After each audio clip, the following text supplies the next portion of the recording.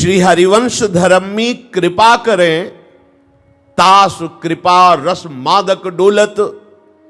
श्री हरिवंश की बाणी समुद्र को मीन भयो जो अगाध कलोलत। यदि रसिक महापुरुषों का आपको संग प्राप्त हो गया है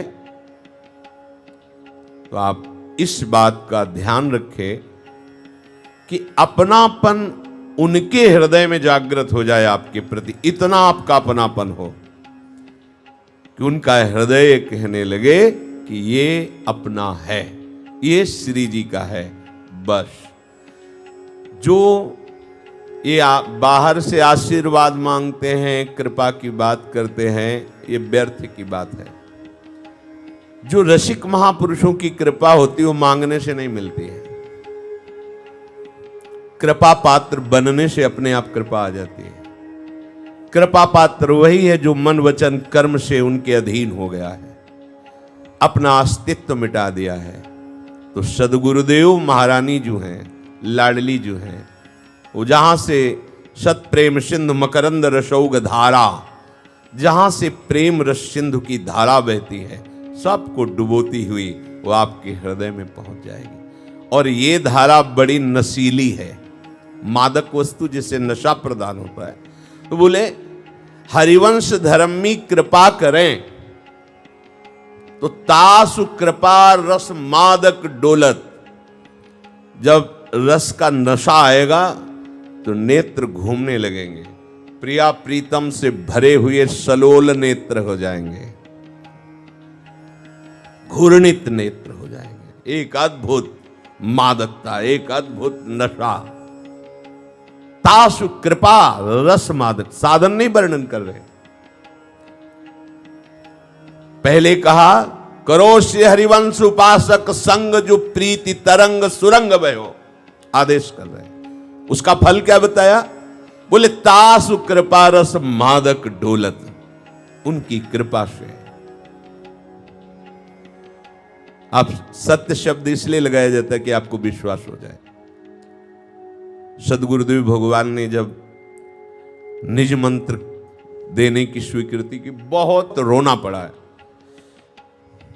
अब तो कृपा ही कृपा है, सहज में, किसी से मिलना नहीं, कुछ बोलना नहीं, महा अकिंचन। सदगुरुदेव भगवान लगभग 1-2 वर्ष संग के बाद दृढ़ निश्चय हो गया, जीवन इनके हवाले। समर्पण की वृत्ति तो पहली ही दृष्टि में थी, हिम्मत नहीं पड़ रही थी कि हम कहें।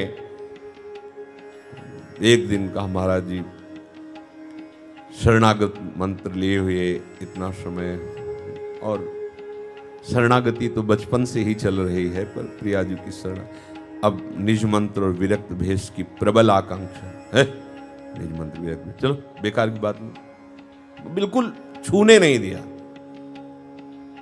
फिर एक दिन महाराज जी, जब तक आप ये स्वीकृति नहीं देंगे तो जीवन व्यर्थ सा लगता है। क्यों? सेवा कर रहे हो, नाम जप कर रहे हो, व्यर्थ क्यों लग रहा है? बस महाराज जी अब टालिए मत, आप कृपा कीजिए, मंदिर से लिखा के लाओ, वहां से लिखित लाओ, तब हम तुम्हें नहीं। असंभव बात। बड़ी हिम्मत करके राधा वल्लभ जी के समीप गए, कहा महाराज हम तो आपको जानते भी नहीं थे, आपने घसीट लिया, पकड़ लिया, अब आगे की बात आप ही पूर्ण करोगे। नीचे मिठाई की दुकान थी, उनसे कागज लिया और पेन मांगा, और जेब उसमें झोली थी, उसमें डाला कि लिखित आज ले जाना है गुरु जी के पास। गोसाई जी के चरण पकड़ के बैठे। महाराज जी निज मंत्र, आगे का शब्द पूरा नहीं कर, बोले हाँ वो महाप्रभु का जन्मदिन है, उस दिन दे देंगे। आप क्या बोले? प्रणाम किया, उठे बैठे, सामने बारंडे में बैठे राधा वल्लभ जी से कहा कि आपसे कहा था, फंसा दिया, आप क्या बोले? हम आप क्या बोले? जो कह रहे हैं तो आप क्या बोले? महाराज हम जी नहीं सकते, राधा वल्लभ जी हम जी नहीं सकते, अब आप संभालिए।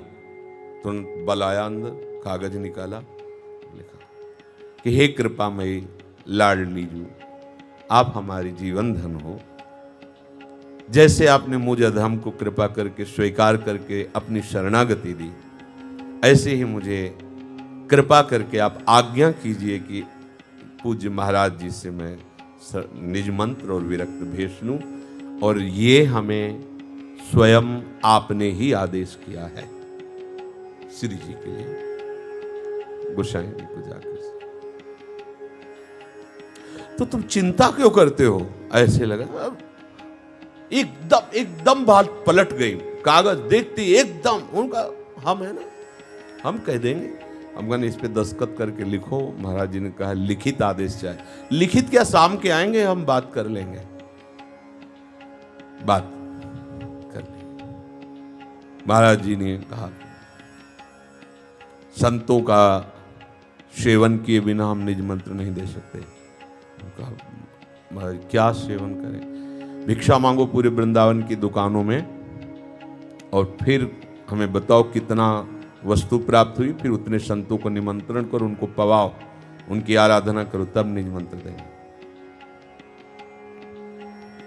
भगवान साथ देते हैं ना, तो जिस दुकान में जाते कि हमें बहुत वस्तुएं मिली, कोई फल की टोकरी दे, कोई 500 रुपया दे, उस समय कोई 50 रुपया, कोई 100, अच्छी वस्तु। महाराज जी ने कहा 50 संतों को निमंत्रण करो, अच्छी दक्षिणा और भोजन उत्सव। महाराज जी स्वयं लग करके भोजन बनवाया, 50 संतों सबको पवाया। बोले वृंदावन की दंडवती परिक्रमा लगाओ, पूरी दंडवती वृंदा, गिरिराज जी की, बरसाने की। अभी छोटी मोटी बातें थोड़ी सब हुई। महाराज जी अब देखेंगे, विचार करें। वही ऐसे हरिवंश महाप्रभु के मंदिर में गए, रोए, हम कहा प्रभु अब तो कृपा कर दो, अब कृपा। जैसे जैसे वो ना बोलते जाते, मतलब एक तरह से घुमा, वैसे वैसे व्याकुलता बढ़ती जाती कि जीवन व्यर्थ है। महाराज जी ने फिर निश्चित किया, हाँ ठीक है, अच्छा। जे ही कहा कि कल आ जाना यमुना स्नान करें, और महाराज जी ने कलश भरवा के राधा वल्लभ उनकी पद्धति से। तो आपको हम बता रहे, तासु कृपा रस मादक ढोलक, जे ही निज मंत्र दिया और कहा 3 दिन हमें बताना कि रात्रि में क्या होता है। 3 रात्रि बताया जाएगा, आज अमुक आचार्य, आज अमुक ऐसा। जे ही मंत्र मिला, मेरी वृत्ति ही गायब हो गई और बहुत समय तक सहचरी भाव की एक ठसक अद्भुत, एकदम तासु कृपा रस मादक देखा है, तासु कृपा रस मादक ढोलक। ये तभी संभव है जब वो ये देख लें कि ये मेरा है, बस इतनी बात है। वो देख ले कि मेरा है, मन वचन कर्म से अपने जीवन को उनके चरणों में अर्पित, तो बस तासु कृपा रस माद, ये किसी साधना से नहीं हो सकता, समझ लो। और गुरुदेव को कभी मनुष्य न मानो। वैसे तो तत्वतः सब में प्रभु है, पर सब में जो प्रभु हैं वो मेरे कल्याण करने के लिए इस रूप में बैठे हैं। वो जब तक कृपा कोर नहीं करेंगे तब तक हमारे अंदर कोई भी रस वृत्ति आने वाली नहीं। जैसे भूसी कूटने वाला कभी भी चावल नहीं प्राप्त कर सकता, ऐसे ही गुरु आज्ञा का उल्लंघन करने वाला चाहे जितना परिश्रम करे वो व्यर्थ ही रहता है।